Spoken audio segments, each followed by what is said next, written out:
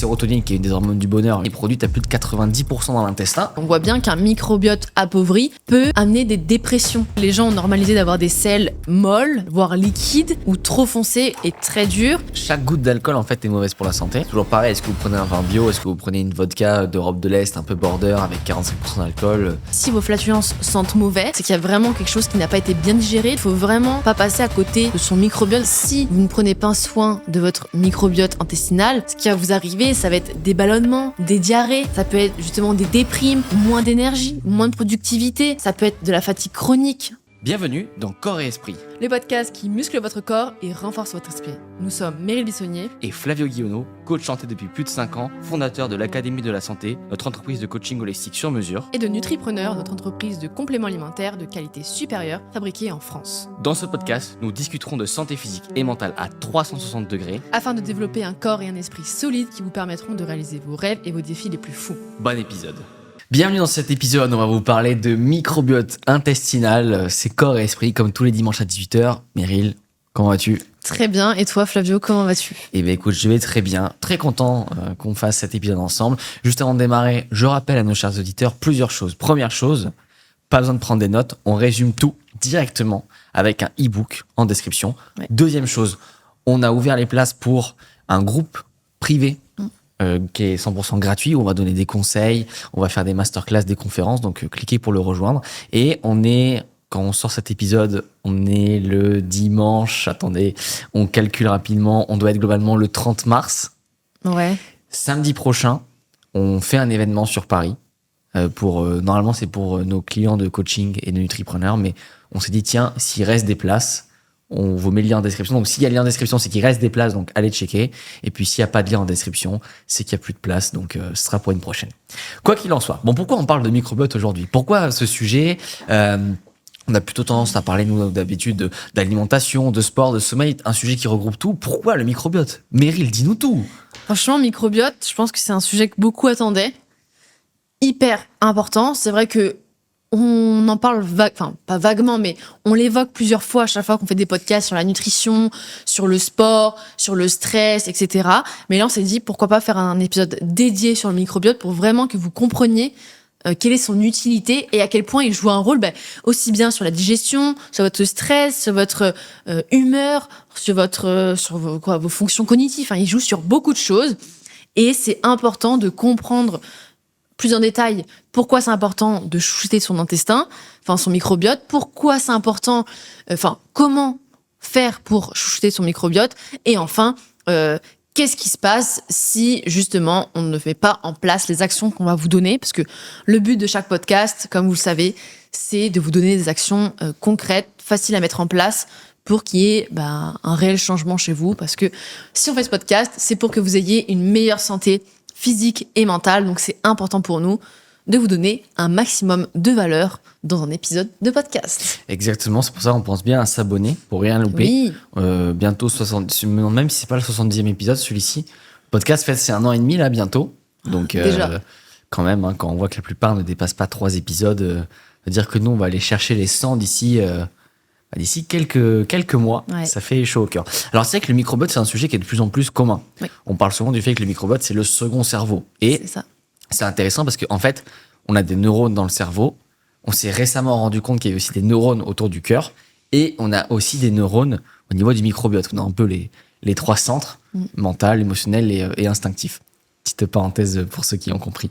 Et c'est vrai que le microbiote, c'est fascinant parce qu'on se rend compte que, on va dire qu'il y a déjà quelques infos, mais la sérotonine, qui est une des hormones du bonheur, une des 4 hormones du bonheur avec dopamine, ocytocine et endorphine, est produite à plus de 90% dans l'intestin. Donc la notion, vous êtes ce que vous mangez, elle prend aussi son sens d'un point de vue du bonheur. Il y a beaucoup de choses qui se passent au niveau de l'intestin, au niveau des addictions, au niveau de la santé, au niveau ne serait-ce que de la couleur des dents. Donc comment on chouchoute les intestins et comment cela va avoir un impact sur notre humeur, notre énergie, notre capacité à être motivé, à être heureux, mais aussi à prendre du muscle, perdre du poids plus facilement.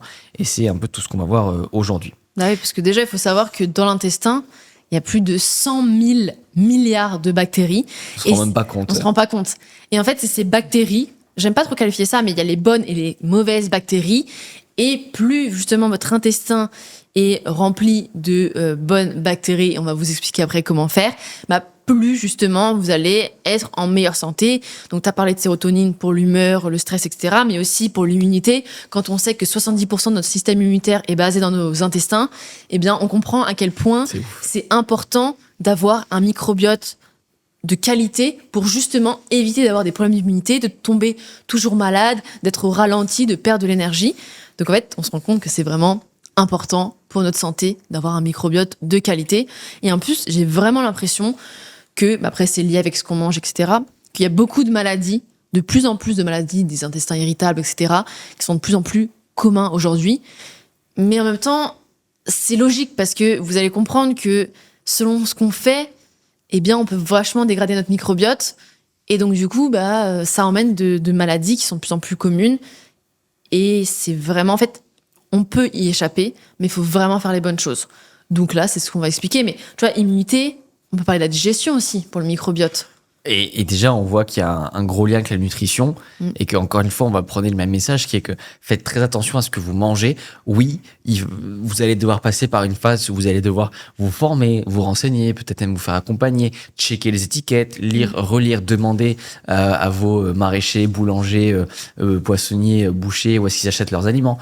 Peut-être que vous le voyez comme une contrainte, mais c'est une contrainte qui est nécessaire. Une contrainte qui n'est pas nécessaire, par exemple, c'est... on va revenir avec les métaphores, mais c'est de voir des gens que vous aimez pas. Je fais une métaphore. Mais prendre le temps de s'intéresser à ce qu'on met dans notre bouche, c'est la chose la plus importante. Si vous vivez jusqu'à 80 ans et vous mangez 3 fois par jour, vous allez faire plus de 100 000 repas. Donc, autant vous dire que, je crois que c'était un peu moins le calcul. Je crois que c'est moins. Enfin, je crois que c'est dans les 80 000 repas. Mais donc, c'est quand même pour vous dire à quel point c'est hyper important. Et donc, vraiment, peut-être que vous allez vous dire, oui, là, ils vont trop dans le détail. Non.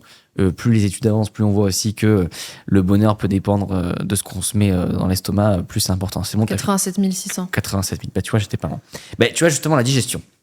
Digestion, c'est un sujet important parce que même, c'est un vrai lien avec le microbiote. Et en fait, ce dont on se rend compte aussi, c'est que quand tu digères, forcément, ton sang, il est plutôt au niveau des intestins. Normal. Mais du coup, il n'est pas ailleurs. Et donc, c'est pour ça aussi qu'il peut y avoir du mal. Alors, le sang ne va pas dans le cerveau, mais le sang transporte aussi l'oxygène. Et donc, forcément, si tout l'oxygène est concentré au niveau de l'intestin, plus compliqué aussi de monter au niveau du cerveau. Donc, il peut même y avoir des liens beaucoup plus importants avec la productivité, la capacité à accomplir des tâches, la clarté mentale. Et donc, c'est super important d'en prendre soin. Et même sur la digestion, pour ajouter, c'est que c'est le microbiote qui permet de dégrader les fibres, qui permet d'assimiler tous les nutriments. Et donc, forcément... c'est aussi les nutriments qui nous donnent de l'énergie, qui vont nous rendre plus productifs, qui vont nous rendre en meilleure santé. Donc, si on a un bon microbiote, on absorbe beaucoup plus les nutriments, donc les vitamines, les minéraux, les acides gras, mais ça peut être aussi les protéines, les glucides, les lipides qui sont importants pour notre corps, pour notre énergie. Et quand on prend des compléments alimentaires, autant aussi avoir un microbiote de qualité pour qu'on les assimile encore mieux et qu'on ait encore plus d'énergie au quotidien. J'aime bien dire cette fameuse jauge, il y a une jauge. Et en fait, si on a un niveau de stress, de physique, mental, ou on a, qu'est-ce qu'on pourrait dire d'autre ? Voilà, en fait, on va dire stress physique et mental, mais ça peut être le fait d'avoir une activité physique très pesante, comme un travail physique. Eh bien, si elle est au maximum, eh bien, il faut que le niveau d'énergie soit au maximum aussi, donc de nutriments. C'est pour ça que c'est hyper important d'avoir cet équilibre pour ne pas se retrouver avec un déséquilibre qui va perturber aussi bien l'immunité, la digestion, la productivité, l'humeur. Et là, ça devient plus néfaste. Donc, c'est important de mettre les bonnes choses dans sa bouche pour que derrière, ça ait des bons impacts. On va vous dire de toute façon tout ce qu'il faut faire, mais juste c'est important de vraiment vous faire prendre conscience de l'importance de ce sujet. On l'a dit tout à l'heure, plus de 90% de la sérotonine est fabriquée dans l'intestin. Je rappelle quand même que la sérotonine, c'est une des hormones du bonheur aussi associée à la confiance en soi. Je vous renvoie à la théorie des homards de Jordan Peterson qui explique que justement quand deux homards s'affrontent, qu'il y a un homard qui a moins de sérotonine, il va se tenir moins droit et donc forcément il va être beaucoup plus vulnérable, ce qui est hyper intéressant. Alors oui, il y a plein de façons de sécréter de la sérotonine, mais vraiment la nutrition c'est la base quoi. C'est ça. Et c'est pour ça qu'il y en a qui font de plus en plus le lien, pas forcément entre nutrition et dépression, mais tout du moins entre nutrition et déprime passagère, voire fatigue chronique, parce que justement ça va carencer la sérotonine. Mais il y a quand même des liens avec la dépression. Il y a des liens. Sur le microbiote, il y a eu des études qui ont été faites. Bon, encore une fois, c'était sur des rats, donc je ne sais pas si ça avait été fait sur des humains, mais en tout cas sur les rats, et on voit bien qu'un microbiote appauvri peut avoir un lien, donc c'est pour ça que la sérotonine, et du coup, amener des dépressions. et même en plus aussi de l'obésité, enfin d'autres maladies, mais sur l'humeur, des dépressions, parce que les études qui ont été faites, c'est qu'il y avait un rat qui avait un intestin microbiote très pauvre en bactéries, et un autre rat qui avait justement, qui était bien en bonne santé et tout. Ils ont inversé les microbiotes, ils ont emmené les bactéries du rat en dépression sur l'autre qui était en bonne santé, et ben juste en changeant les bactéries, et bien le rat qui était en bonne santé est devenu dépressif. Donc c'est des études sur les animaux, mais ça montre bien à quel point un microbiote appauvri peut vraiment emmener à des conséquences néfastes. Et déjà de base, anxiété et stress, c'est pas ouf. Mais si en plus il y a dépression, c'est quand même un level au-dessus, quoi. Oui, c'est cliniquement. Voilà, on a reconnu. fait des épisodes d'ailleurs là-dessus avec une psychologue. Et on se rend compte que c'est un autre level et c'est vraiment à éviter de tout prix. D'ailleurs, je le vois, tu vois, quand on a des coachés qui viennent pour perdre du poids, dans 99% des cas, il y a aussi une question de flore intestinale à rééquilibrer. Parce qu'en fait, comme le microbiote va permettre de mieux déjà dégrader les sucres, mieux synthétiser, tu l'as dit, les protéines, les acides gras, ça a aussi un impact sur la régulation du poids. Et c'est là où, en fait, la perte de poids, alors des fois c'est très simple, c'est je mange trop au McDo, ok, on réduit, je schématise à fond, mais c'est pour que tout le monde, tu vois, comprenne bien ça. Mais des fois c'est beaucoup plus complexe, c'est, écoute, sur le papier je mange pas si mal, par contre, peut-être que j'ai les hormones en dents de scie, que j'ai déréglé mon microbiote intestinal, que métaboliquement je dois faire une relance et j'y arrive pas trop, et c'est ça en fait les vrais sujets derrière. Donc il y a beaucoup de gens en fait, en revitalisant leur flore intestinale, ils vont pouvoir se mettre à perdre du poids, tout du moins, améliorer leur corpulence dans un premier temps. Et ça, c'est... mon Dieu que c'est important. Oui, parce que comme tu dis, tu reminéralises. Et c'est pour ça d'ailleurs que on ne dit pas que les compléments, par exemple, font perdre du poids. Enfin, il n'y a pas une solution magique, mais ça y participe parce que du coup, ça participe à reminéraliser aussi votre microbiote, éviter les carences et du coup, avoir un métabolisme qui fonctionne. Donc en fait, tout est lié. Et effectivement, on voit bien avec les clients, enfin, on a pas mal d'exemples là-dessus. Et quand tu redonnes des bonnes choses, des aliments très riches en nutriments, pas juste manger poulet et riz où c'est sain mais c'est pas vraiment équilibré, mais vraiment des choses très riches en nutriments, eh bien ça a vraiment une action directe sur le métabolisme et donc par conséquence, on dort mieux, on perd du poids, les hormones fonctionnent mieux. C'est quoi la différence entre une alimentation saine et une alimentation saine et équilibrée ? En gros, une alimentation saine, c'est une alimentation qui va avoir des produits plutôt dit bon pour la santé, pas trop gras, pas trop sucré. Donc, je prends l'exemple classique du poulet, riz, haricots verts. Tu vas qualifier ça de sain, parce que protéines maigres, le riz classique, haricots verts, des légumes verts. Mais la différence, c'est qu'une alimentation saine et équilibrée, le côté équilibré, c'est une alimentation qui correspond à tes besoins, en protéines, en glucides, en lipides, mais surtout une alimentation riche en nutriments, vitamines, minéraux, acides gras. Parce qu'en fait, c'est ça qui manque à beaucoup de personnes qui pensent bien manger.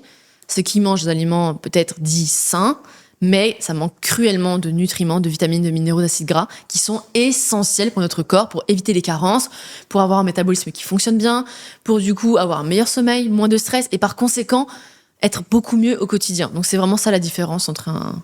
Je sais pas si tu veux rajouter quelque chose, Flavio, là-dessus. Non, c'est hyper clair, Meryl, je te remercie.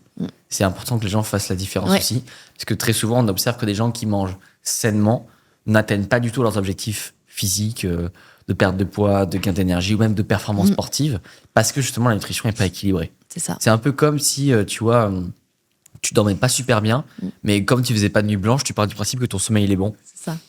Peut-être, t'as souri pour ma métaphore. Ouais. Ok. Bon, je pense qu'on a fait un bon topo de pourquoi c'est important. Ouais.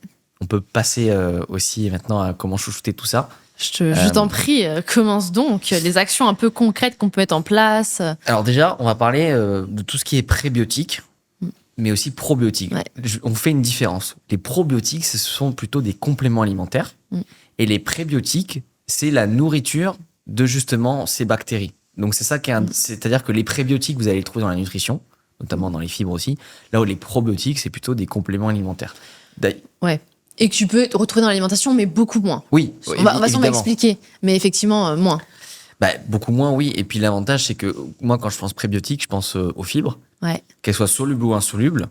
Donc là, c'est d'ailleurs, j'invite les gens à pas trop se casser la tête entre solubles et insolubles, mais aussi à se poser la question de quels sont les aliments qui peuvent améliorer justement ce confort intestinal.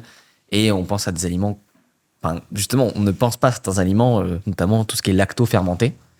Je pense aux choux, aux carottes, aux betteraves. D'ailleurs, la choucroute, c'est très bien. c'est lacto-fermenté. C'est des aliments auxquels on ne pense pas, mais qui, pour la flore intestinale, sont hyper... En fait, c'est important parce que, on va en parler après, j'imagine, mais tout ce qui est perméabilité intestinale, on peut en parler maintenant ou... Bah, vas-y. Bah, en fait, quand Pour tu qu'on vas... comprenne. Voilà, tu vas... imaginons tu manges trop gras, trop sucré, trop salé, on peut reprendre le message classique, tu vas faire ce qu'on appelle de la porosité intestinale, c'est-à-dire que ton intestin va laisser échapper les nutriments. Donc le problème, c'est que tu vas manger des protéines, tu vas prendre ton magnésium chez Nutripreneur et ton intestin va pas être capable de l'absorber. Parce qu'en fait, il y a des petits trous, pour vraiment simplifier à mort. Ouais. C'est ce qu'on appelle de la perméabilité intestinale. Et donc, l'idée de chouchouter l'intestin, c'est de comment, en fait, je ferme ces pores pour justement que les nutriments soient absorbés. Et tout du moins qu'ils ne s'échappent pas, parce qu'il n'y a rien de pire de faire attention à sa santé pour que derrière, en fait, tous les nutriments s'échappent.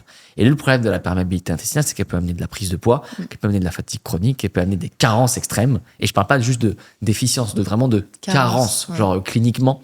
Et c'est ça qui est vraiment hyper intéressant avec le microbiote intestinal. On verra aussi tous les plus et les moins pour améliorer la perméabilité et enlever tout ce qui peut la rétrécir. Et c'est vrai que on doit toujours faire attention à ça parce que c'est justement l'autoroute des problèmes en cas de perméabilité intestinale, parce que littéralement tout ce que vous mangez peut être perdu sans aller dans les extrêmes. Mais donc c'est con de se dire que voilà, exactement. Non, mais de se dire que justement on veut bien manger, on fait attention, on a des aliments de qualité et qu'au final écoute, ils sont tous évaporés dans la nature parce que notre intestin est poreux et que du coup notre corps ne les assimile pas. Bon. Est-ce que tu veux qu'on dise maintenant comment faire pour la perméabilité ou on repart sur les probiotiques? On va repartir sur les probiotiques, ouais. Les prébiotiques, du coup, quel type d'aliments on peut vous conseiller pour, en prébiotiques pour justement votre intestin? C'est tout ce qui est ail, asperges, pommes poireaux, de terre, noix, graines de lin, beaucoup de végétaux. Ouais, banane. Banane, juste une petite parenthèse dessus, parce que c'est vrai que c'est un fruit qui est pratique. Ouais. Mais faut pas oublier que c'est pratique et extrêmement bon pour la santé, entre les fibres, entre les glucides, entre la teneur en potassium, la teneur en prébiotiques et juste la teneur en plein de choses. La banane, c'est un très très très très très bon fruit. En plus d'être hyper pratique. C'est quand même pratique. Il y a plus d'excuses, quoi. Toi, amener une poire, c'est moins pratique parce que, en fait, l'avantage de la banane, c'est que déjà la peau est facile à enlever, contrairement à un kiwi, et que du coup, tu peux la mettre au fond de ton sac, c'est pas sale. T'as moins envie de mettre une pomme, même si tu l'épluches, parce que c'est tout fin. Alors qu'une banane, la peau est quand même relativement épaisse pour avoir cette capacité à l'amener. Puis c'est quand même un excellent fruit qu'on peut amener aussi en dessert, en smoothie. Tu vois, en extracteur de jus, ça peut être pas mal aussi. Qu'on peut manger en sucré salé. Qui c'est qui nous avait fait une fois banane jambon? On avait vu ça à l'apéro. Banane jambon à l'apéro? Quelqu'un avait fait ça à l'apéro. Mais je sais pas là, parce que ça m'a pas marqué. Ah, mais je te jure que c'était bon. Mais il y a beaucoup de sucrés salés qui sont faits. Mais par rapport aux prébiotiques, ce qui est conseillé, après bien sûr... Ça dépend de tout le monde, mais en généralité, c'est au minimum 30 grammes de fibres par jour, parce que c'est ces fibres qui sont importantes pour l'intestin, ça va venir tapisser aussi, ça va éviter cette porosité. Et donc, du coup, on dit 30 grammes. Après, c'est dur de juger, parce que ça dépend aussi de ce que vous mangez comme aliment, parce qu'il y a des aliments qui ont plus de fibres, comme une asperge a beaucoup plus de fibres que... les protéines n'ont pas de fibres déjà. Ouais, voilà, c'est ça. Les viandes de poisson, il n'y a pas de fibres. Il y a des fibres dans les oléagineux. Oléagineux, c'est un peu le truc de fou. Il y a fibres, glucides, protéines, lipides, vitamines, minéraux. Ouais, c'est incroyable. Puis les fibres, en fait, quand on dit 30 grammes, ça peut paraître beaucoup, mais non, parce que tu vois, même dans les pâtes, il y a des fibres. Ouais. Dans 100 grammes de pâtes, tu as quand même quasiment 10 grammes de fibres aussi. C'est énorme. Donc en fait, ça va très très vite, les fibres. Attention, c'est ça qui est subtil, c'est que trop de fibres aussi, ça peut causer des douleurs au niveau de la digestion, des douleurs d'estomac. Oui, donc, effectivement. Faites attention à ne pas manger trop de fibres. Et trop de fibres, ce serait pâtes, légumes, fruits, à chaque repas, trop répété, ça peut être too much pour le corps. T'as bien fait aussi. de le préciser. Parce que justement, il y a des gens qui pensent que, là, j'ai conseillé les fibres, mais j'ai dit 30 grammes, c'est pas non plus énorme, du coup. Et qu'il y a des gens qui pensent que, OK, un microbiote, que des fibres, et du coup, qui mangent beaucoup trop de fibres. Et comme tu l'as dit, c'est que les fibres, c'est dur à digérer. Surtout selon la qualité du produit, etc. Et donc, du coup, ça peut faire des ballonnements et causer des effets inverses. Donc, c'est important de préciser, et vraiment, heureusement que tu l'as précisé, c'est que des fibres, c'est bien, mais pas trop, parce que justement, ça peut amener l'effet inverse. Et j'en vois encore beaucoup trop qui font que manger plein de fibres. En fait, ça te blinde, mais au final, ça te fait plus de mal qu'autre chose. Surtout pour nos amis en perte de poids. Parce que tu vois, moi, je le vois en coaching, les gens, ils arrivent et disent, moi, je mange beaucoup de légumes parce que ça me rassasie. Oui. Donc déjà, ça rassasie, pourquoi? Parce qu'il y a des fibres, on va revenir dessus. Mais aussi parce que comme il n'y a pas beaucoup de calories, tu peux manger 300 grammes de carottes. Mais après, du coup, ça peut amener des douleurs chroniques d'intestin. Et c'est pour ça que alors, un objectif à la fois en santé. Oui. Donc, si l'objectif numéro 1, c'est la perte de poids, c'est une bonne stratégie. Mais si là, vous êtes plutôt en mode gain d'énergie, sommeil, santé long terme, ben, il faut faire attention parce que, en gros, les fibres permettent de ralentir ce qu'on appelle la vidange gastrique. Donc, globalement, votre intestin grêle va garder plus longtemps les aliments, ce qui fait que, du coup, vous allez avoir faim dans beaucoup moins longtemps. Dans beaucoup plus longtemps, Oui. pardon, justement. Et c'est pour ça que quand vous mangez gras, sucré, en plus de l'insuline, et on va pas rentrer dans le détail, mais il y a aussi le fait que votre vidange gastrique, elle a lieu trop rapidement. Vous mangez, vous avez digéré, mais vous avez refaim. Et c'est pour ça que même que ça nous est arrivé, tu vois, des fois avec Meryl, même quand tu manges des protéines, donc les protéines, c'est ce qu'il y a de plus rassasiant, et après en dessert, tu prends, je sais pas, un ananas, t'as ce côté un peu, tu vois, ça tape sur l'estomac et t'as même pas envie de finir ton ananas tellement ça tape parce que il y a beaucoup de fibres, beaucoup de protéines, donc c'est trop rassasiant et tu te retrouves presque avec le ventre un peu gonflé sur le coup, quoi. Ouais, et pas bien. Donc, c'est vrai que pour le coup, si vous voulez vraiment quelque chose de rassasiant, misez sur les protéines. Hein. Parce que du coup, il y a pas de fibres, donc ça fait moins de ballonnement. Mais effectivement, ce combo peut créer justement cet effet gonflé, ventre gonflé. Bon, rien de grave. Après, le temps que ça digère, mais c'est pas très agréable sur le moment. Ouais, puis il y a des gens, tu vois, vraiment, même. Alors, à l'inverse, je le dis parce qu'il faut parler de tout. Il y en a qui ont besoin que de 15-20 grammes de fibres par jour. Oui. C'est rien du tout. C'est vraiment rien. Mais il y en a qui vont avoir des douleurs chroniques intestinales et tout. Mais là aussi, l'idée, c'est pas juste résoudre les conséquences et remonter à la cause, tu vois. Bien sûr. C'est est-ce que j'ai mal au ventre parce que j'ai mangé n'importe quoi ou est-ce que j'ai mal au ventre parce que j'ai un travail que je n'aime pas et je suis trop stressé. Parce que des fois, les mots MAUX, c'est pas que la nutrition, il y a même des maux de dos. C'est pas des problèmes de posture au sport. C'est un stress chronique qui s'installe, qui va venir tendre le corps de façon générale et c'est comme ça qu'on en arrive ici. Non, mais t'as bien fait de préciser ça. Et du coup, on a dit 30 grammes en une généralité, mais aussi l'effet inverse, il y en a qui ont besoin de beaucoup moins parce qu'ils ont des problèmes. Revenir à la source, hyper important. Et on peut aussi revenir à la source en plus avec ce qu'on est en train de vous dire. Donc, on a parlé de prébiotiques, on va parler de probiotiques, donc plus les compléments alimentaires. En tout cas, on les voit plus en compléments alimentaires. Après, ce qui fait partie des probiotiques, c'est, comme tu l'as dit, tout ce qui est fermenté, les kéfirs, choucroute, kimchi, soupe miso, ça c'est excellent. Et franchement, si vous pouvez en manger tous les jours, au moins même une petite cuillère, juste histoire de venir apporter des bonnes bactéries à votre intestin, eh bien, let's go, allez-y, parce que ça fait tellement de bien que dans tous les cas, ça va participer à améliorer tout votre bien-être en général. Seul truc, si vous, par exemple, vous allez acheter des choux lacto-fermentés, attention, quand vous ouvrez le pot, il faut quand même le manger assez rapidement, parce que nous, ça nous est déjà arrivé de manger 5-6 jours après ouverture, et là, pour le coup, à niveau ballonnement, flatulence aussi, c'est pas possible, tu vois. Ouais. Donc, ça, c'est aussi important. Mais, tu sais, je pense qu'il y aura un truc à faire tous les jours, c'est un peu une sorte d'assiette d'entrée, un peu l'assiette santé. Ouais. Tu vas avoir ton shot de gingembre, tu vas avoir ta cuillère de prébiotiques, probiotiques, tu vas avoir ton un petit foie, ouais. un petit foie de volaille, tu vois. C'est Maxime Frost qui était passé sur la chaîne L'Expert du Froid, qui lui mange ça au petit déjeuner avec des œufs.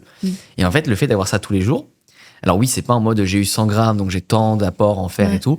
Par contre, le fait d'avoir tous les jours ton petit foie, déjà, ça t'apporte quand même plus de vitamines, de minéraux que si t'avais rien. C'est ça. Et puis en plus, il y a ce côté où, tu sais, manger 150 grammes de foie de veau quand t'aimes pas ça, c'est lourd. On l'a déjà fait. C'est dur. Par contre, tu me dis manger 10 grammes. Limite, je sais pas, tu mets un peu de pesto dessus. Tu trouves quelque chose pour que ça passe, quoi. Vaut mieux en manger un petit peu chaque jour qu'une fois de temps en temps parce qu'on déteste ça. Donc, vaut mieux faire comme ça. Et attends, je pense à un autre truc. Ah oui, sur les flatulences. Parce que ça, c'est encore un sujet un peu trop... gros sujet, un peu tabou, mais on va en parler. Un peu tabou, mais en fait, d'avoir des flatulences, ok, c'est naturel, mais trop de flatulences, ça peut montrer que justement, il y a un problème au niveau des intestins. De digestion, justement, il y a des problèmes sur la digestion. Et donc, du coup, c'est un premier signe. Et deuxième signe, c'est si vos flatulences sentent mauvais, c'est qu'il y a vraiment quelque chose qui n'a pas été bien digéré. Donc, soit un aliment de mauvaise qualité, soit vous avez mangé quelque chose de très gras, très sucré. Donc, pour lequel vous êtes intolérant aussi. Ou intolérant, effectivement. Et ça, c'est un bon indicateur pour savoir si justement vous digérez bien, si vous n'avez pas trop de problèmes intestinaux, microbiote, parce que les flatulences, c'est une bonne... par exemple, tu vois, moi, je me suis rendu compte que les poivrons, je ne pouvais plus les manger. Alors, aucune allergie, aucune intolérance, j'apprécie le goût, mais quand je mange des poivrons, après, j'ai des flatulences plutôt nauséabondes. Et il faut en parler parce que moi, je me rends compte, tu vois, quand j'en discute avec des coachés, il y en a qui me disent, mais attends, c'est pas normal. Non, en fait, c'est pas parce que tu as des gaz que ça doit sentir mauvais. Ouais. Déjà, passer un moment, t'en as plus du tout. Mais puis en plus, quand t'en as, c'est censé être de l'air, quoi. C'est ça. Et c'est comme les sels, encore une fois, hyper tabou. Mais Grave. là aussi, il y a un sujet, et ça joue sur la digestion, le microbiote, c'est que les gens ont normalisé d'avoir des sels molles, voire liquides, très clairs, et en Ou fait, trop foncé. ou trop foncés et très durs. Et ça, encore une fois, ça veut dire que vous avez mal digéré quelque chose, votre intestin manque cruellement de justement prébiotiques, probiotiques, de bonnes bactéries, et du coup, il y a un problème. Et en fait, il faut vraiment avoir des sels marrons, mais pas noirs, et qui soient assez durs et pas toutes molles, voire très liquides, parce que ça aussi, on le voit bien avec les coachés, hein, c'est un sujet tabou, mais les gens ont normalisé le fait d'avoir ce genre de sel, alors que ça veut dire beaucoup sur ta personne, sur ton microbiote. Et vu que le microbiote est lié au cerveau, au cœur et au ventre, aux intestins, et bien forcément, c'est important. C'est hyper important de comprendre tout ça, et c'est vrai que c'est très tabou. On n'a pas parlé aussi de fait d'éruter. Oui. Mais c'est pareil, on n'est pas censé, à part quand on boit des boissons gazeuses ou les Éruté. notions. Je crois que j'avais jamais entendu ce mot. J'essaie de trouver le mot stylé depuis tout à l'heure, je le cherchais. Non mais voilà, puis même, tu vois, c'est une stratégie aussi. C'est quoi les bons aliments, même quand on est en déplacement, quand on est au restaurant. Tu vois, tu as parlé de la soupe miso. On peut aussi en trouver des fois dans les restaurants. Miso, des fois, il y a des algues, des choses comme ça. Même le kombucha. Tu vois, tu veux te faire un plaisir sucré, mais tu veux en même temps déshabituer ton palais au goût trop sucré, tu vas aller boire du kéfir. Alors, pas le kéfir forcément que le yaourt, le kéfir de fruits aussi, ou le kombucha. Tu as des quantités de sucre ridicules, qui sont même parfois juste issues de la fermentation naturelle des fruits. Tu vas avoir un goût stylé, ça permet de réadapter ton goût aussi, donc c'est... Ça, c'est une bonne technique, en vrai. C'est jackpot. Bah ouais, tu passes un bon moment. Tu vois, même avec des boîtiers de kombucha, tu sais que tu vas décapsuler comme des bières. Alors, j'ai jamais été trop fan de bière, mais fin de journée, t'es content, tu décapsules ton kombucha, t'as l'impression de te faire un kiff, et en même temps, tu te fais du bien. C'est ça. Et c'est ça que les gens doivent comprendre, c'est que tu peux te faire plaisir psychologiquement et du bien en même temps. C'est ça. Un bon repas bien sain, ça t'amène les deux aussi. Exactement. Et que même, tu as parlé de restaurant, et que même au restaurant, on peut manger sainement et se faire plaisir. En fait, restaurant n'est pas égal fast-food. Et c'est justement tout ce qui est fast-food, aliments très gras, les sucres raffinés qu'il faut vraiment éviter, parce que c'est eux qui vont venir appauvrir votre microbiote, créer de la porosité et donc des problèmes de flatulence, de sel, etc. Et même d'autres problèmes beaucoup plus graves. Et que au restaurant, juste déjà d'avoir des aliments de qualité, hyper important forcément. Si c'est de qualité, vous allez voir sur votre digestion que ça va beaucoup mieux se passer. Je pense que tout le monde l'a vécu quand on mange un restaurant qui est pas trop de qualité, un couscous un peu border ou quoi. Le lendemain, tu sens si c'est de qualité ou pas, quoi. Tu sens tout de suite, c'est irrévocable. D'ailleurs, aussi par rapport aux flatulences, ça peut être juste le fait que votre corps n'arrive pas à digérer les protéines. Oui. Et c'est que les protéines, en même temps, c'est ce qu'il y a de plus cher. Je veux dire, le poulet à côté du riz, c'est hors de prix, techniquement. Oui. Et du coup, c'est là où on peut plus facilement baisser la qualité. Donc, on va plus facilement avoir du poulet industriel, nourri aux OGM ou que sais-je encore. Et ça peut être aussi le signe d'une perméabilité intestinale. Donc, très souvent, voilà, les protéines se demandaient aussi... Et en gros, on peut fonctionner par élimination. Ok, qu'est-ce que j'ai mangé? Ça vient d'où? J'enlève un par un. Mais attention à être aussi réaliste. Par exemple, je vais vous raconter une anecdote. Une fois avec Meryl, on va à une soirée. Avant d'arriver à la soirée, il était 23h. Et on avait faim. Franchement, on avait faim. Mais une vraie faim, pas une faim de cookies, une faim. Et là, on voit un restaurant de crêpes. Crêpes sarrasin. Donc, crêpes sarrasin, œufs, emmental, jambon. La sentence était irrévocable 1 heure après.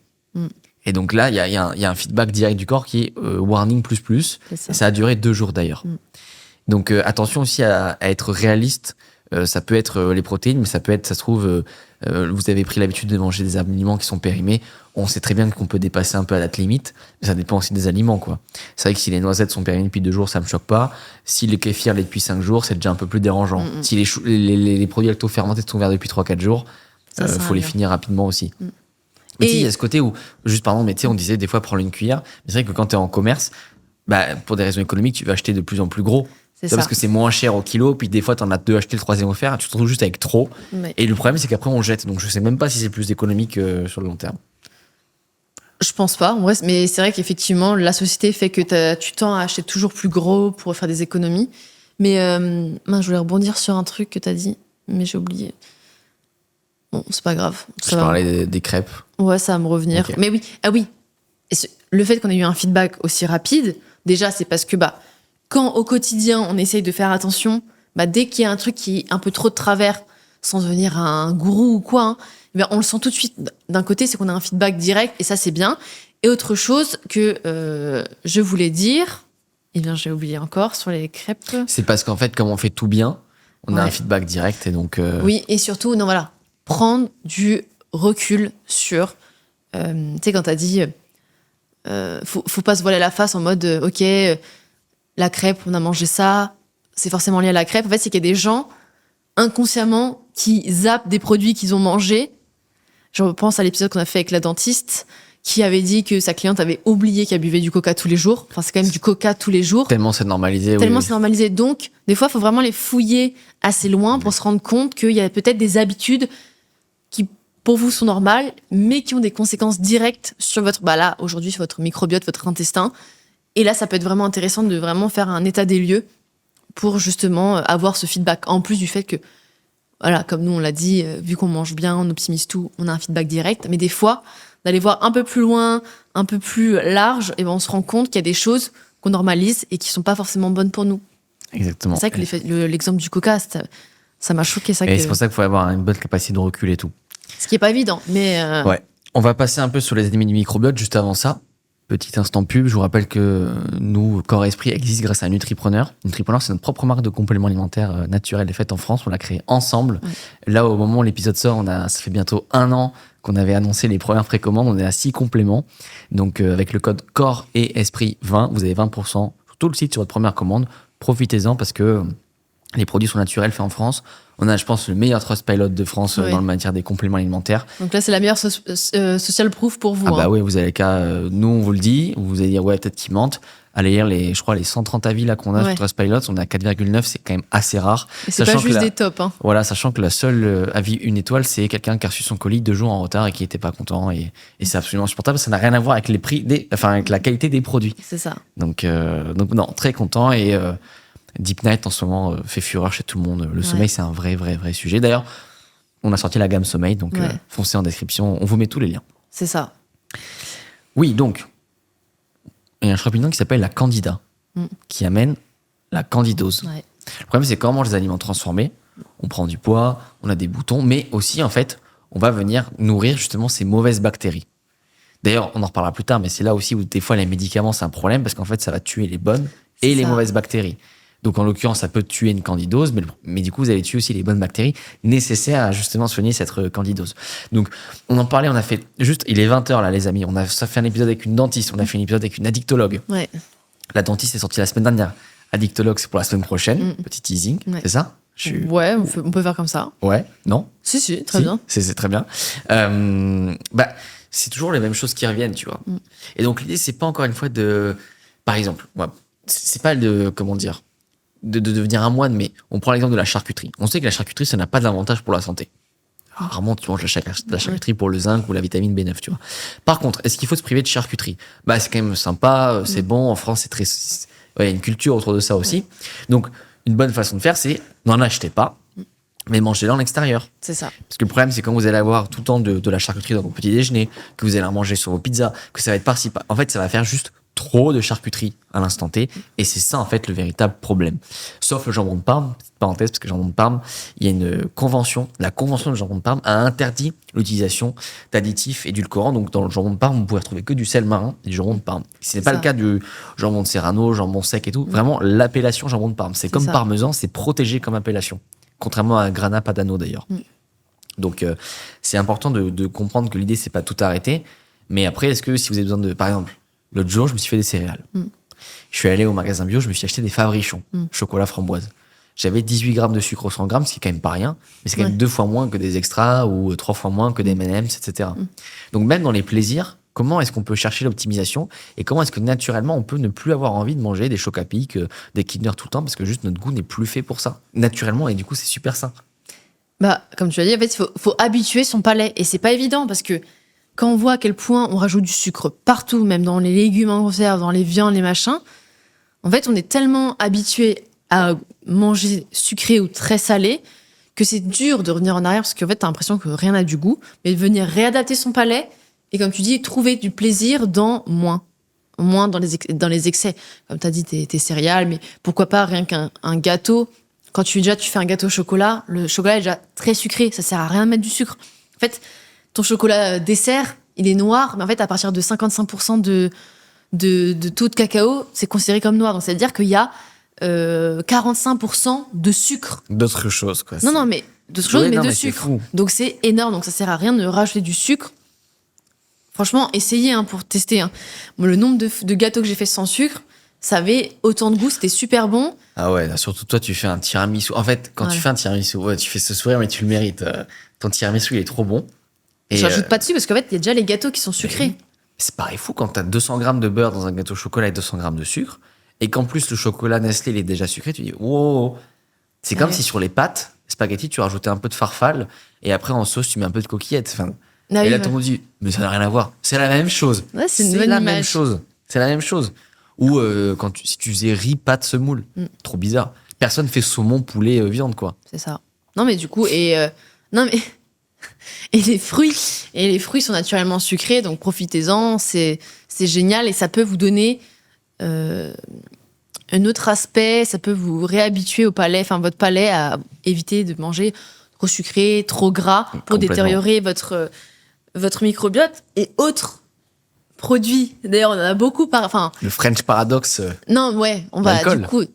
du coup dans l'épisode de la semaine prochaine, on en parlera beaucoup. Oui. C'est de l'alcool, Ouais. qui est là un ennemi pour le microbiote. Chaque goutte d'alcool, en fait, est mauvaise pour la santé. Encore une fois, l'idée, c'est pas de culpabiliser dès qu'on en prend. C'est toujours d'avoir conscience de ce qu'on fait. Ouais. C'est ça, en fait, la chose à comprendre en santé. C'est que l'idée, c'est pas d'arrêter tout ce qu'on sait qui est pas bon. C'est juste de faire les choses en conscience. Je vais me faire une pizza au restaurant.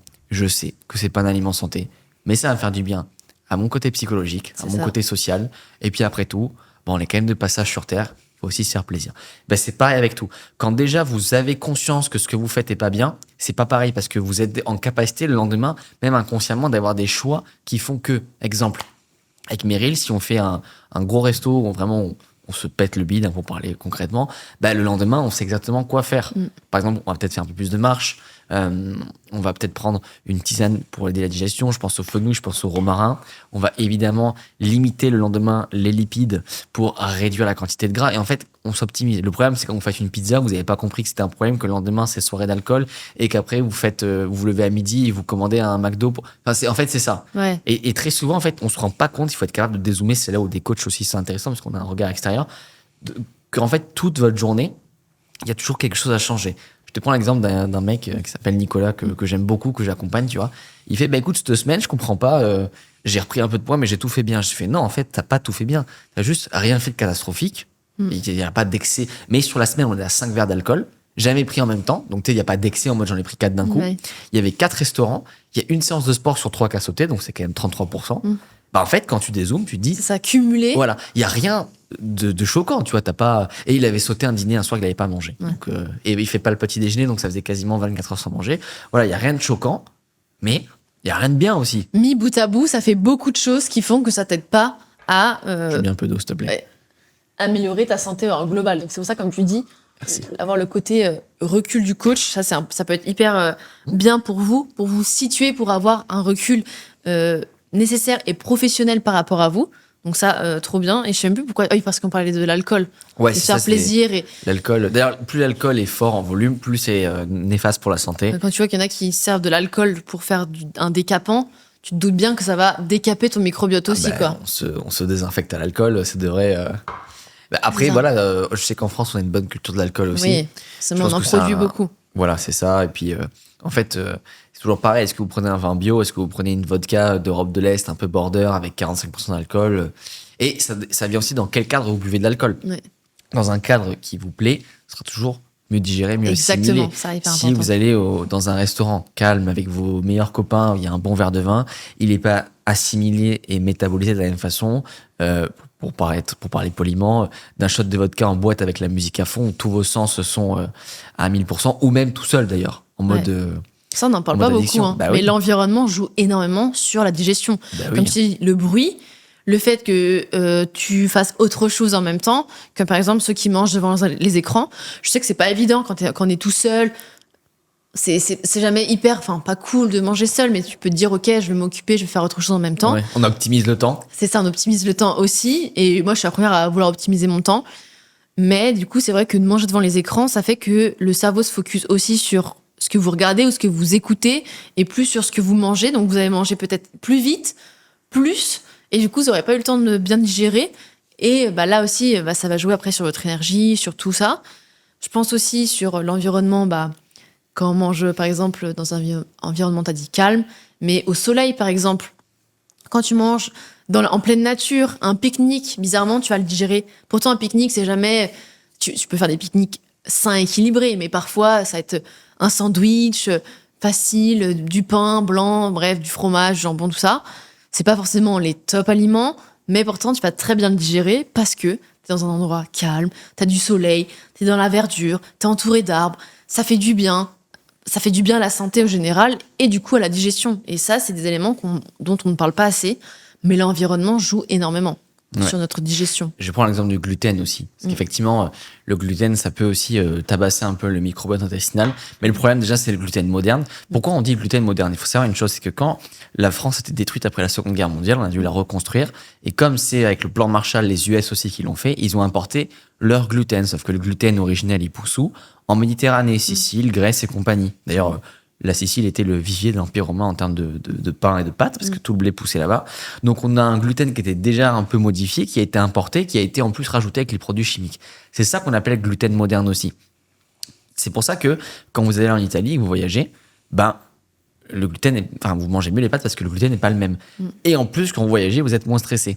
Donc, c'est pareil. Tu vois, il y a des gens qui me disent, moi, je mange plus de gluten. Je dis, déjà, change ta qualité du gluten. Et quand tu vas te faire une pizza, tu vois, je vais prendre un exemple d'un resto qui est près de chez nous. Sur Paris, en fait, c'est la musique, elle est à fond, mais à fond, on ne s'entend pas. Les lumières sont bien blanches. Pourtant, la pizza est délicieuse. En fait, ton corps va pas digérer de la même façon que une petite pizza dans un endroit calme avec une petite musique. Donc, c'est aussi depuis quel cadre vous le faites, en fait. C'est ça. Si vous voulez vous mettre à manger du gluten et que vous avez du mal à le digérer, commencez par optimiser la façon dont vous le digérez, quoi. C'est vrai que manger un sandwich en marchant parce que vous êtes en retard... ou un sandwich, gluten ou pas gluten, c'est pas digéré, quoi. En plus du fait que vous allez peut-être avaler plus d'air parce que vous allez devoir marcher, respirer en même temps. L'aérophagie, en plus. Et l'aérophagie, c'est pas l'idéal du tout. Donc, c'est vrai que ça... C'est un sujet, depuis quel endroit, entre guillemets, tu manges tes aliments. C'est ça. Donc ça, à retenir, pensez-y. Et vous verrez qu'au quotidien, même si c'est pas facile, essayez de pas manger devant les écrans, pas être distrait, faire vraiment une chose à la fois, surtout quand vous mangez, où c'est important de prendre le temps de bien mâcher les aliments, ça va vous donner aussi le sentiment de satiété, donc vous allez peut-être manger moins gras, donc moins de prise de poids, enfin bref, moins de prise de gras. Et moins d'envie sucrée. C'est ça, tout cumulé fait que ce sera beaucoup mieux, meilleure digestion, moins de perte d'énergie, tout ça. Exactement. Et d'ailleurs, tout à l'heure, on l'a parlé aussi, mais pour l'intestin, attention à tous les antibiotiques. On n'est pas médecin, on donne pas de conseil médical, mais juste, si vous avez Sachez-le. Voilà, sachez-le, toujours pareil, faites-le en connaissance de cause. Moi, j'ai eu un souci là, début d'année dernière. J'ai eu un staphylocoque, je sais même pas comment j'ai chopé ça. Et j'ai dû prendre des antibiotiques. Donc, ce que j'ai fait, c'est que je me suis fait une bête de cure derrière à base de probiotiques et de chardon-marie. Chardon. Ouais, il est 20h. Il est 20h10 maintenant. Et en fait, j'ai vite reminéralisé ma flore intestinale. D'ailleurs, le médecin m'a dit que, j'ai eu aucun des effets secondaires. Parce que je prends soin de moi tout le temps. Et 2, le fait d'avoir pris ces compléments avant, après, pendant, au quotidien, zinc, magnésium, vitamine D notamment, elle m'a dit c'est aussi ça qui fait que du coup, 1, l'antibiotique agit très vite et très rapidement parce que tu n'es pas habitué à en prendre.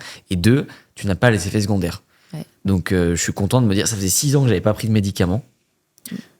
C'est cool. Ça fait plaisir. Parce qu'en soi, normal à mon âge, j'ai envie de te dire, mais en France, on a le Doliprane un peu facile quand même. Très facile. J'ai mal à la tête, Doliprane. Non, juste pose les écrans, ouvre la fenêtre, respire un bon coup, va marcher. Bois un coup et ça va bien se passer, tu vois. C'est ça. En plus, là, c'est la belle période. Au moment où on parle, normalement, le changement d'heure, il a eu lieu. Ouais. C'est ce week-end. Ah non. Non, c'est après. C'est le week-end d'après. Attends, non, on est le 30. Non, mais si, c'est bon. Oui, je pense là, que c'est bon. Aujourd'hui, c'est fait. Là, vous commencez à pouvoir faire des balades de soir digestives. C'est ça. Ah oui, putain, moi, dans ma tête, c'était ce week-end. Balade digestive. Forcément, comme il fait jour plus longtemps, on est plus motivé à aller faire du sport. Donc, si on fait du sport, après une séance de sport, on a envie de bien manger, on mange des bons produits. Il fait jour plus tard, donc on va aussi profiter de notre entourage. On va peut-être aller boire une tisane en terrasse pour kiffer le moment, parce qu'on a besoin aussi de ce contact, de cet entourage. Voilà, c'est la bonne période. Donc, d'ailleurs, franchement, je conseille vraiment à tout le monde, si vous voulez commencer des habitudes, commencez là. Enfin, Je dis pas qu'en hiver, c'est pas bien, mais là, vous avez beaucoup plus de chances de les tenir, d'y arriver, etc. parce que vous êtes dans de bonnes conditions. Et une fois que l'habitude est ancrée, c'est quand même plus simple de la maintenir. Donc là, c'est vraiment la période idéale. Donc si vous avez un petit changement à faire, profitez-en. Et vous verrez d'ailleurs, même sur votre digestion, ça sera beaucoup mieux, votre microbiote. Exactement. Donc, ça, c'est important. En parlant de microbiote, tout à l'heure, on parlait des mots MAUX de dos. Une fois n'est pas coutume, monsieur, le stress est là. Le problème, c'est que quand on est stressé, en fait, on va sécréter beaucoup de cortisol. Et le cortisol va ralentir la digestion et interférer avec les hormones de la digestion, notamment les sucs digestifs. Ouais. Donc, on va peut-être pas refaire un topo sur tout ce qui peut vous aider à réduire votre stress. On a déjà fait des podcasts sur la respiration, la méditation, la gestion du stress, le sommeil. Mais globalement, retenez une chose, quand il s'agit de santé du microbiote, donc tous ces conseils s'appliquent.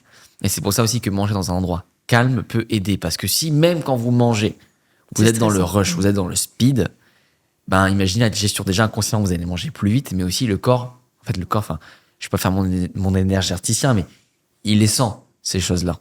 Tu vois, le fait de manger rapidement, il faut juste se poser et prendre le temps. Et d'ailleurs, tout à l'heure, tu disais, c'est aussi pour optimiser qu'on fait ça, mais des fois, c'est contre-optimal parce que sur le coup, on gagne du temps, mais après, le temps qu'on passe à digérer, à perdre en focus, etc. Et c'est pour ça que je dis souvent, tu vois, quand on a des indépendants qu'on accompagne, je dis, si tu as le temps de gérer ton emploi du temps comme tu veux, fais une sieste. Tu perds pas une demi-heure, tu gagnes du temps. Juste, tu fais une pause tu recules pour mieux sauter. Ouais, c'est ça. Donc peut-être que tu recules un peu et après tu vas sauter beaucoup plus loin que les autres et pas sur du long terme. Vraiment, je te parle très concrètement sur ton après-midi, quoi. C'est clair. Et le stress, en fait, il y en a qui ont conscience. Donc, si vous avez conscience, c'est très bien. Et du coup, faites justement tout ce qu'on a dit, les actions concrètes, etc. Mais le problème du stress, c'est que aussi, il y a beaucoup de gens qui n'ont pas conscience du stress. Oui, c'est normalisé, ouais. Parce que c'est normalisé, mais encore une fois, il y a le stress mental. Donc, ça peut être vraiment la surcharge de travail, le brouillard mental, le fait qu'il y ait beaucoup de choses à faire et qu'on soit un peu dépassé. Je sais pas, une personne supérieure à nous qui nous met des ultimatums, je sais pas, une charge de travail énorme. Donc ça, c'est un stress mental. Mais aussi le stress physique, encore une fois. Quand on fait du sport, c'est quand même un stress pour le corps. C'est bien comme stress. C'est un bon stress, oui. C'est un bon stress. Mais il faut prendre en compte que c'est un stress et que là aussi, dans la fameuse jauge, ça fait baisser le niveau d'énergie. Enfin, on va dire, oui, le sport, ça fait gagner de l'énergie. Oui, mais dans tout ce qui est nutriments, besoins pour le corps, si on fait beaucoup de sport, il faut compenser. Si on a beaucoup de stress mental, il faut compenser. Et vraiment, il faut que les gens prennent conscience qu'on est tous sujets au stress. Même nous qui l'optimisons, on peut avoir des périodes de stress, déjà rien que pour le sport. Et que du coup, c'est important de faire attention à ça et de bien veiller à gérer son stress, même quand on a l'impression qu'on n'est pas stressé. Parce qu'en fait, on est tous sujets, mine de rien. Surtout dans nos vies modernes, qui sont de plus en plus rapides. Il faut faire toujours plus, avec moins, plus d'efficience, etc. Mine de rien, c'est un stress. Et je dis pas qu'il faut rien faire, être... Ah non, au contraire. Se la couler douce, etc. Non, parce que au final, ça permet aussi de créer de grands projets. Mais il faut aussi se dire que ce stress ne doit pas être sur le long terme. S'il y a un stress intense, ça arrive. Quand on lance des projets, quand il y a un événement, etc., ça peut être très stressant. Mais il faut que ça soit sur une durée assez courte. Et quand ça fait trop longtemps que ça dure, eh bien là, il faut vraiment se poser des questions parce que ce stress, ce taux de cortisol élevé est vraiment néfaste pour notre santé, pour notre microbiote également. Et du coup, là, ça peut avoir des conséquences beaucoup plus graves. Ouais, carrément. Et une bonne façon aussi de comprendre ça, c'est que c'est pas parce qu'on ne sent pas les choses qu'on ne l'est pas. Enfin, c'est une question de niveau. C'est pour ça que parfois, quand on part en vacances, on a du mal à se remettre au travail parce qu'en fait, on n'avait pas conscience d'à quel point on avait besoin de vacances et de se reposer. Et c'est toujours comme ça, quoi. C'est quand vous mangez amer pendant une semaine et que vous remangez un truc sucré que vous vous rendez compte qu'à quel point c'est sucré. En fait, juste, on est habitué à tous nos standards et nous aussi, on est habitué à nos propres standards. Bien sûr. Donc, c'est pas parce que vous vous sentez pas stressé. D'ailleurs, le stress, c'est plus quelque chose qu'on ressent, que le corps sent physiologiquement. Et d'ailleurs, aussi, un déséquilibre entre stress mental et stress physique peut aussi impacter le microbiote négativement. Donc, typiquement, tu passes ta journée à bosser, t'es fatigué parce que t'as eu du stress, mais tu t'es pas dépensé physiquement. Donc, physiquement, t'as plein d'énergie. Oui. Et du coup, en fait, t'arrives pas à trouver le sommeil parce que ton corps, il est là, il veut faire un effort, mais mentalement, t'es fatigué. Mais en fait, le mental lâche bien avant le physique. Enfin, physiquement, je pense qu'on ne se rend pas compte du nombre d'efforts qu'on pourrait faire. Tu vois, d'efforts durs, mais on genre... se sous-estime. Dur, quoi. Genre là, tu pars marcher 10 heures. Si je te dis que tu es obligé de le faire, tu le fais. Le corps est capable. Par contre, là, mentalement, Là, ça fait 5 heures qu'on tourne. Tu me dis, on en refait un après. Ouais, c'est plus dur. Ah ouais, là. Et d'ailleurs, C'est c'est dur, c'est ce fameux stress physique qui nous aide à dormir. Pas ce stress mental, enfin, pas cette. C'est le stress physique. C'est pour ça qu'après une journée de randonnée, après une journée de ski pour certains, après une bonne séance de sport ou un foot entre les copains, bah, on dort super bien parce que c'est du stress physique. Ouais, et c'est lui qui nous permet de bien dormir. Et d'ailleurs, le sommeil est un élément crucial pour le microbiote parce qu'il va venir équilibrer le microbiote, les hormones, parce que bah, c'est pendant le sommeil qu'on va un peu tout régénérer, ça va tout remettre à plat, le tri d'informations, on va bien récupérer, etc. Et le sommeil, bah, c'est hyper important. On a déjà fait pas mal de podcasts sur la chaîne, mais vraiment, bah voilà, veiller à avoir un sommeil de qualité, dormir dans le noir, sans bruit, forcément bon matelas, bon oreiller. La digestion, on parlait de digestion, bah aussi, ne mangez pas trop tôt par rapport à votre coucher, enfin trop proche, pardon, du coucher, parce que du coup, vous allez avoir une digestion tardive, et du coup, ça va perturber la qualité de votre sommeil. En plus du fait de ce qu'on mange, etc. Mais bon, ça, on a déjà fait des épisodes. Ouais. C'est vrai que, en fait, les épisodes, enfin, c'est pas qu'ils se suivent, mais. Ils se complètent. Ils se complètent bien. On va pas refaire cet épisode sur le microbiote. On le refera avec, par exemple, il y a des experts qui arrivent aussi, parce qu'avec un avis différent, peut-être plus médical, mais on va pas faire 15 fois l'épisode sur le microbiote. Non, bien sûr. Et là, oui, on passe vite sur le sommeil ou sur le stress. On a déjà donné des conseils, là, sur cet épisode. Mais effectivement, on y va encore plus en détail dans d'autres épisodes. Donc, si le sommeil, c'est un problème chez vous, bah, allez checker tout ce qu'on fait, parce que ça se trouve, il y en a qui découvrent la chaîne. Et sachez que voilà, on traite pas mal de sujets, mais le sommeil est hyper important. Enfin, c'est un peu la base de tout. D'ailleurs, c'est les 2 épisodes les plus vus de la chaîne, c'est sur le sommeil. C'est ça. Et soignez vraiment votre environnement, votre digestion et la qualité de l'alimentation. Enfin, les carences créent des déséquilibres dans le sommeil. Et du coup, si on dort pas bien, ça crée des carences. Enfin bref, le magnésium avant de dormir, incroyable, ça va venir relaxer le corps, ça va venir reminéraliser le corps. On récupère mieux et donc du coup on dort mieux. Le Deep Night pour ceux qui ont du mal, enfin franchement tous les clients qui ont essayé, incroyable. Ah, je crois que c'est le complément où j'ai vu le plus de retours positifs. Surtout que ceux qui ont des bacs connectés ou des montres connectées qui traquent le sommeil, il y a vraiment des statistiques qui montrent que genre ça augmente d'à peu près de 5% la qualité de sommeil, c'est énorme. Dédicace à Matt qui est un client qui du coup on échange souvent parce qu'il nous fait des retours. Mais il y a eu d'autres personnes aussi, il n'y a pas eu un Léo aussi, enfin il y en a plusieurs. Il y a eu Léo, il y a eu un Simon aussi, il y a eu une Antea, il y a eu beaucoup qui nous ont fait des très bons retours. Non mais sur les stats purs et durs. Ouais, du Deep Night, ouais. Carrément. Mais c'est vrai que c'est important ce que tu dis. Et c'est là on voit qu'en santé, il y a des cercles vertueux et des cercles vicieux. Parce qu'en fait, si tu manges bien, tu dors bien, tu prends soin de ton microbiote. Et c'est pour ça que, vraiment, en fait, on vous rabâche sucre, alcool, produits transformés, sédentarité, à quel point ça tue. Parce que, exemple, t'es sédentaire, donc tu dors mal.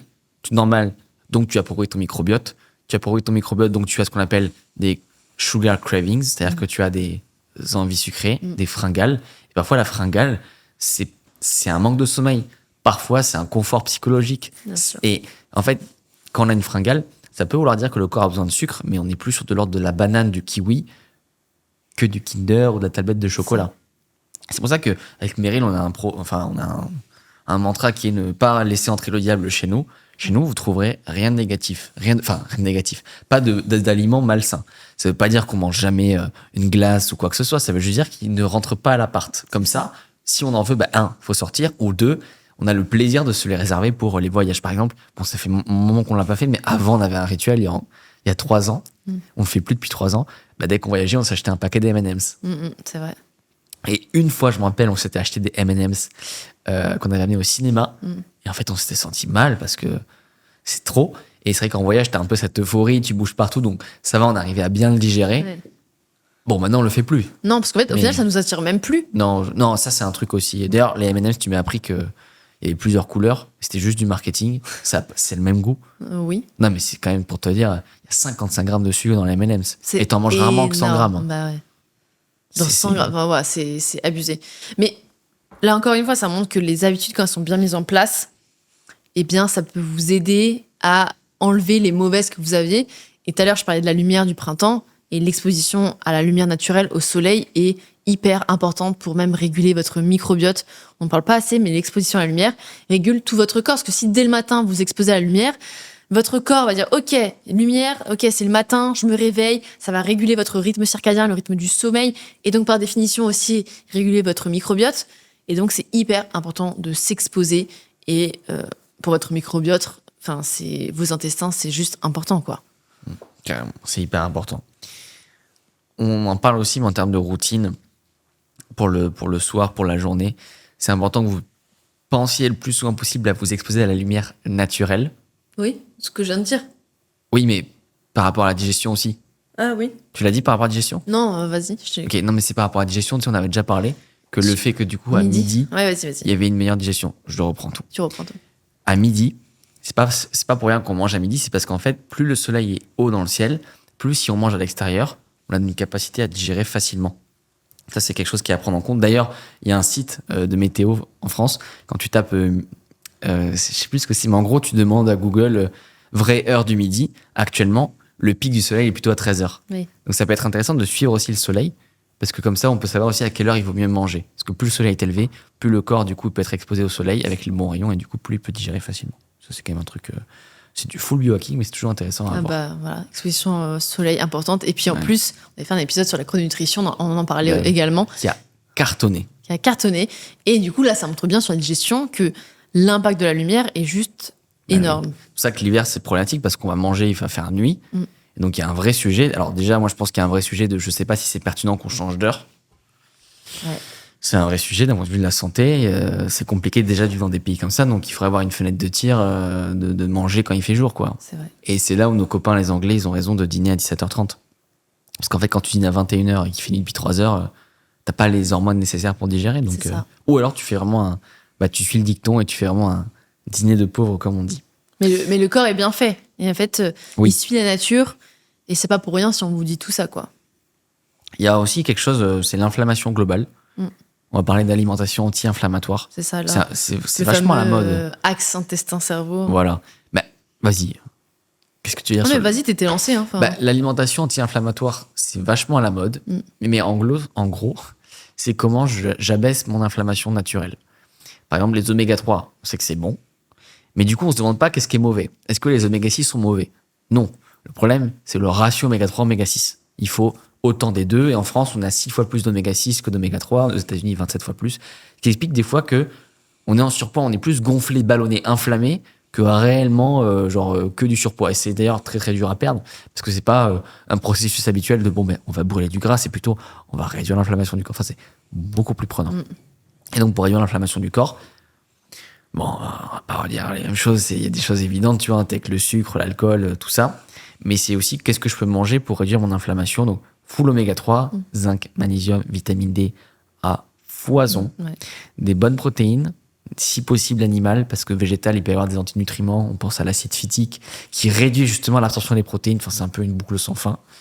Donc ça, c'est très très très important.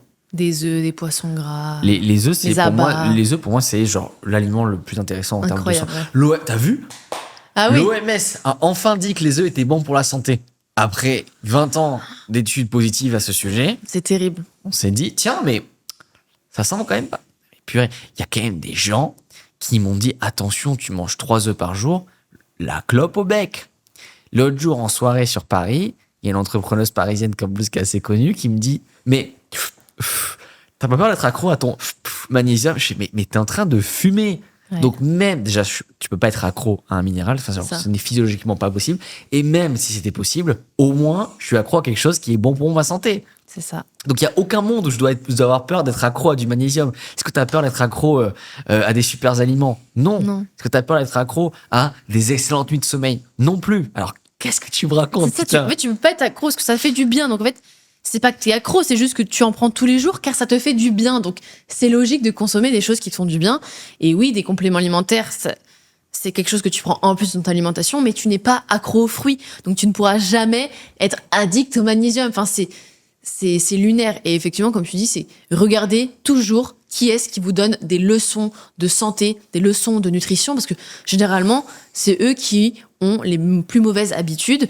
Donc il faut vraiment regarder qui vous conseille les choses. Et effectivement, tu te dis que là, ça fait plus de 20 ans que l'OMS avait dit que les œufs, c'était mauvais. Donc, c'est-à-dire que pendant 20 ans, il y a des gens qui ont mis une partie de leur santé de côté parce qu'il y a eu une mauvaise étude, des mauvaises études scientifiques qui ont dit que les œufs, c'était mauvais. Et donc, du coup, il y a des gens qui sont privés pendant 20 ans d'un aliment fondamental pour ta santé parce que il y a eu une étude qui disait que potentiellement c'était lié au cholestérol, etc. Mais qu'on avait pris en compte juste l'aliment et pas l'environnement au global. Surtout que c'est du bon cholestérol. C'est ça. Et en fait, c'est un peu ce qu'on reproche aux études scientifiques, parce qu'on se base sur les études scientifiques. Bah oui. Mais le problème de certaines, c'est comme la viande rouge. Gros débat, c'est que on dit la viande rouge est mauvaise parce qu'en fait, on prend des personnes qui mangent la viande rouge de 1, mauvaise qualité, de 2, de plats préparés, dans un environnement hyper stressant, très malsain, etc. Donc, forcément, ça a peut-être des conséquences. Mais l'aliment en lui-même n'est pas mauvais pour nous. Au contraire, genre, c'est hyper bon. Et les œufs, c'est vraiment un problème. Tu te dis que pendant 20 ans, il y a des gens qui sont privés d'un aliment incroyable et qui en ont eu peur, et alors que c'était essentiel. Et ça se trouve, ils ont perdu des années de vie parce qu'ils n'ont pas mangé des œufs. Hein. Ah ouais, non, mais je suis d'accord avec toi, surtout que c'est du bon cholestérol. Enfin, et aussi une question un peu de logique sans faire un sophisme de la nature. Bon, les œufs, c'est quelque chose de naturel, c'est là depuis toujours. Oui. Tout le monde a toujours mangé. Je pense pas que les problèmes de santé soient arrivés avec l'augmentation de la consommation des œufs. Non, mais c'est vrai, tu vois, oui. C'est ça qui est fatigant. C'est. Excuse-moi, mais demain, tu supprimes tabac, alcool, sucre. C'est bon, on a les dents blanches, on n'a pas de problème de poids. Fin. C'est ça, mais bon. Oui, tu peux prendre du poids en mangeant sainement. Déjà, tu vas plus ressembler à un physique de mec très musclé qui a un surplus de gras, genre en mode hors préparation, genre un rugbyman. Ouais. Mais excuse-moi, le physique d'un rugbyman, tu sens quand même que le physique, il est fonctionnel aussi, quoi. Oui, c'est sûr. Donc, voilà. Un truc qui est important aussi, c'est la production de tryptophane. Oui. C'est en gros, comment expliquer ? C'est un acide aminé qui va être relaxant pour votre corps. Qui aura aussi un impact sur la dopamine, sur la sérotonine et donc le microbiote. Vous vous retrouvez notamment dans les œufs, voilà. Les œufs, chocolat les noir aussi, protéines notamment encore une fois animales. Pense au poulet, dans ce cas-là, qui en contient pas mal.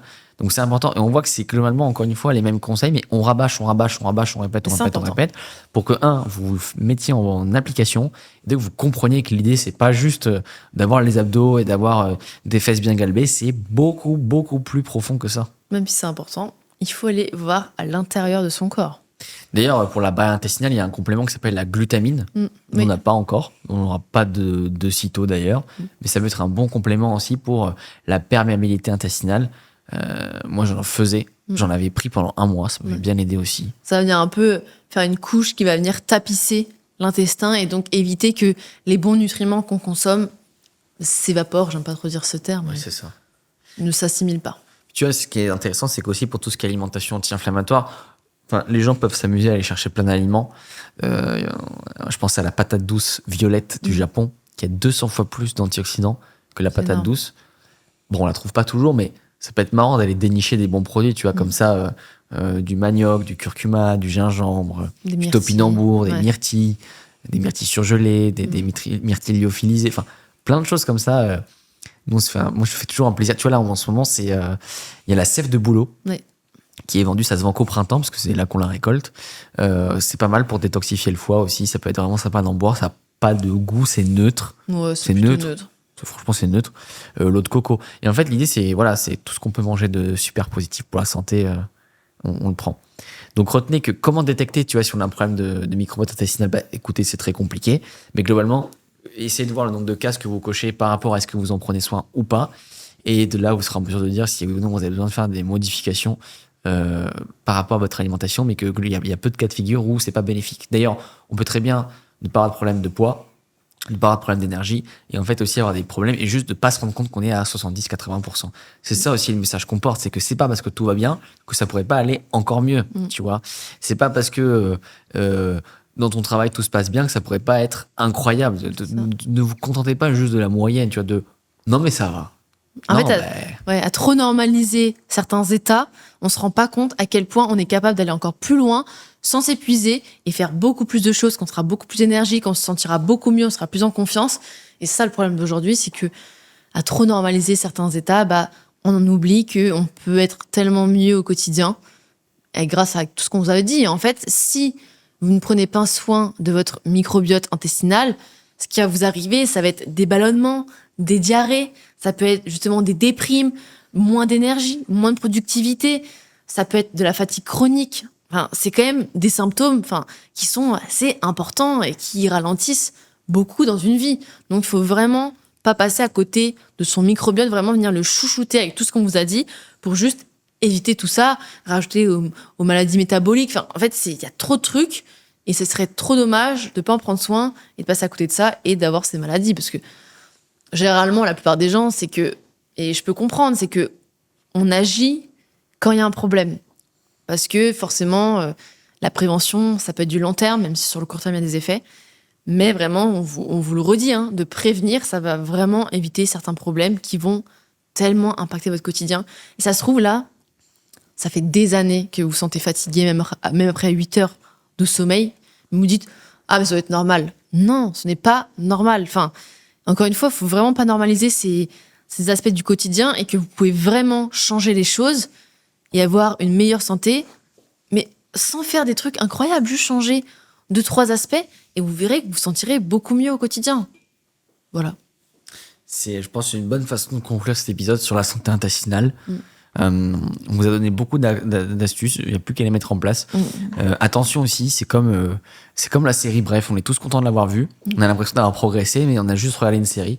Là, c'est pareil, à ce stade-là, vous avez juste écouté un épisode de Corps et Esprit avec Meryl et Flavio. Vous n'avez encore rien appliqué, donc maintenant tout se joue dans l'exécution, la rapidité à laquelle vous êtes capable aussi de changer et de ne pas attendre 3000 ans. Voilà. Parce que de toute façon, le moment parfait n'existe pas.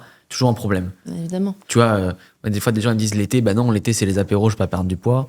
Après l'hiver, c'est Noël, puis après, il y a les crêpes, puis après, il y a Pâques, puis après, c'est l'été, puis après, c'est la rentrée, je suis là.